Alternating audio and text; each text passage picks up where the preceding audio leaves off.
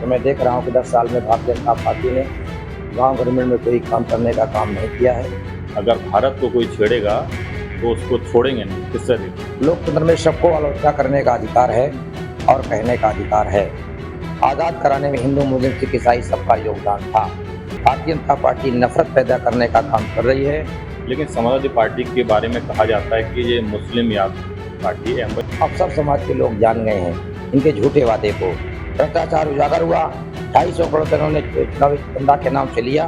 दूसरा, भारतीय जनता पार्टी को सफाया करने के लिए आज तक समाज के लोग समाजवादी पार्टी नया गठबंधन के साथ हैं। साथियों नमस्कार, मैं हूं विवेक सिंह और आप देख रहे हैं इंडस न्यूज टीवी।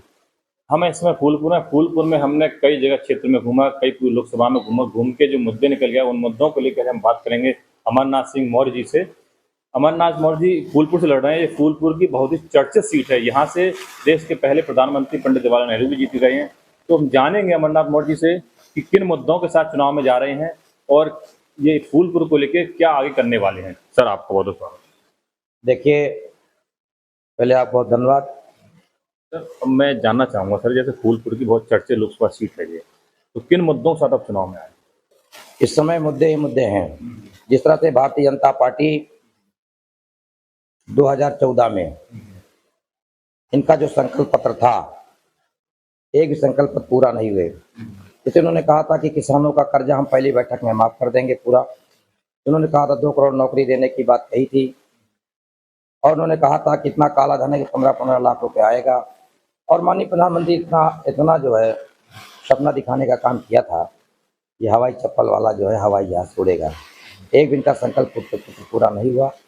और रही बात, देखिए, ये तो इनके भारतीय जनता पार्टी के 2014 के साथ 19 में भी ये आए और पुलवामा कांड हुआ, इन्होंने राष्ट्र के नाम पर वोट मांगने का काम किया और कहा कि जो वादे पूरे नहीं हुए हैं हम 2022 तक सब पूरा कर देंगे। इन्होंने जनता के कोई वादे पूरे नहीं किए और स्वाभाविक रूप से आज ये बेरोजगारी पर नौजवानों की बात नहीं कर रहे हैं। इस देश में खाली इनके पास 2, 3, 4 मुद्दे हैं, हिंदुस्तान और पाकिस्तान, हिंदू और मुसलमान, और इस तरह के कोई मुद्दे नहीं हैं। इसलिए और लोकसभा में जब मैं जा रहा हूँ क्षेत्रों में, तो मैं देख रहा हूँ कि 10 साल में भारतीय जनता पार्टी ने गांव ग्रामीण में कोई काम करने का काम नहीं किया है। ये पुरानी जो योजनाएं थी उसी में नाम बदल कर ये चालू करने का काम कर रहे हैं।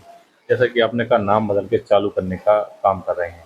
लेकिन सर, फूलपुर में जब हम यहाँ घूमे, लोगों से हमने बात की, लोगों से बात करने के बाद यहाँ पे जो बुनियादी मुद्दे निकल के आए वो ये आए कि इसको के छोड़ के यहाँ पे कोई औद्योगिक केंद्र नहीं जिससे कि कोई रोजगार मिल सके। और दूसरी बात निकल के आई कि बेरोजगारी बहुत है, बेरोजगारी के लिए अच्छा कॉलेज नहीं है, जैसे पॉलिटेक्निक कॉलेज वगैरह, टेक्निकल कॉलेज नहीं है कोई। और स्वास्थ्य के लिए की बात आई कि फूलपुर लोकसभा में गंगा के उस पार जो है वहाँ पे अच्छा अस्पताल नहीं है। तो इन तीनों चीज़ों के लिए आपकी क्या प्लान है? देखिए, मैं क्षेत्र में जब जो बात आप कह रहे हैं वहाँ पर जब मैं गया तो लोगों ने ही कहा कि यहाँ पॉलिटेक्निक कॉलेज नहीं है, कोई इंजीनियरिंग कॉलेज नहीं है, स्वास्थ्य के लिए कोई सुविधाएं नहीं हैं।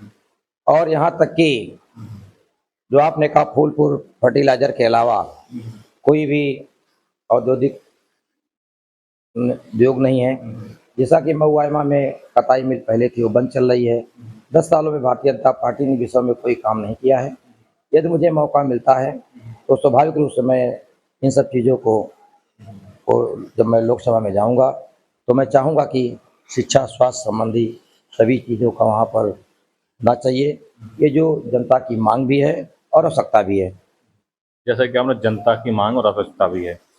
अब देश की अगर बात की जाए तो आपके सूबे के ही मुख्यमंत्री योगी आदित्यनाथ जी पंजाब में चुनाव प्रचार के दौरान कहते हैं कि ये नया भारत है, अगर भारत को कोई छेड़ेगा तो उसको छोड़ेंगे नहीं, किससे देखें आप? देखिए,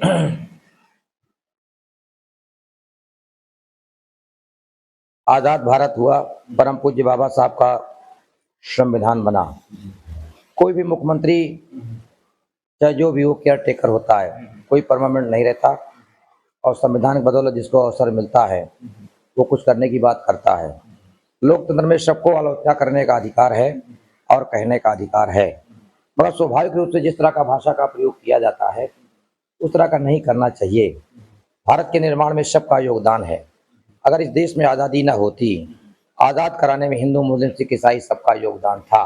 इसलिए भारत में सबका रहने का अधिकार है भारतीय जनता पार्टी नफरत पैदा करने का काम कर रही है। हमारे नेता आदित्य अखिलेश यादव जी और इंडिया गठबंधन के सभी घटक दल लोग चाहते हैं कि इस देश में अमन चैन हो, सबका सम्मान हो और एक इंसानियत इंसानियत का दर्जा प्राप्त हो। जैसा कि आपने कहा इंसानों से दर्जा प्राप्त हो, लेकिन समाजवादी पार्टी के बारे में कहा जाता है कि ये मुस्लिम याद पार्टी एमवाई फैक्टर का जो बात आती है, इससे आप जैसे अभी किस तरह से सहमत? देखिए सर, उनकी बात गलत है।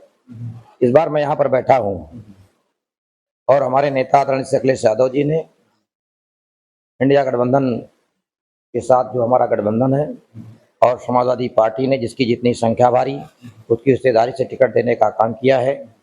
अभी देखिए भदोही में ब्राह्मण का बेटा चुनाव लड़ रहा है, बगल में आपके प्रतापगढ़ में पटेल का बेटा चुनाव लड़ रहा है, फतेहपुर से भी हमारे प्रदेश के अध्यक्ष जी चुनाव लड़ रहे हैं और श्री शिवशंकर पटेल जी बांदा से चुनाव लड़ रहे हैं और श्री पुष्पेंद्र सरोज जी को शाम चुनाव लड़े। मैं अमरनाथ सिंह मौर्य यहाँ से चुनाव लड़ रहा हूँ। तो ये जो फैक्टर बता रहे हैं, अब इनका फैक्टर फेल हो गया है। अब सब समाज के लोग जान गए हैं इनके झूठे वादे को। इनका कुछ नहीं करेंगे, खाली मीडिया मैनेज है। पेपर देखो तो बड़े बड़े छपे रहते हैं, धरातल पर कोई काम नहीं हो रहा है। भाई इन्हें बात करनी चाहिए बेरोजगारी की। आज कितना नौजवान बेरोजगार है। इन्हें बात करनी चाहिए महंगाई पे, जो भ्रष्टाचार की बात कर रहे थे। आज आपने देखा कि कोरोना काल में जिस तरह से भ्रष्टाचार उजागर हुआ, 250 करोड़ रुपये उन्होंने चुनावी चंदा के नाम से लिया। तो इस तरह कहने की अलग बात है। हमारे साथ सर समाज के लोग हैं। आज सभी लोग जिस तरह से आज़ादी की लड़ाई में अंग्रेजों को भगाने का काम कर रहे थे, उस तरह भारतीय जनता पार्टी को सफाया करने के लिए आज सर समाज के लोग समाजवादी पार्टी इंडिया गठबंधन के साथ हैं। सर एक बयान आया प्रधानमंत्री मोदी जी का कि भाजपा कभी अल्पसंख्यकों के खिलाफ नहीं रही ना है, लेकिन अभी देखा जाए तो हिंदी क्षेत्र में जो हिंदी भाषा राज्य हैं वहाँ पे किसी भी अल्पसंख्यक को या माइनॉरिटी को टिकट नहीं दिया है, किस तरह से? देखिए ये उनका अपना मामला है। टिकट देना न देना राष्ट्रीय नेतृत्व का काम होता है, मगर वास्तव में भारतीय जनता पार्टी समाज में विभाजन करती है, जो अच्छी बात नहीं है।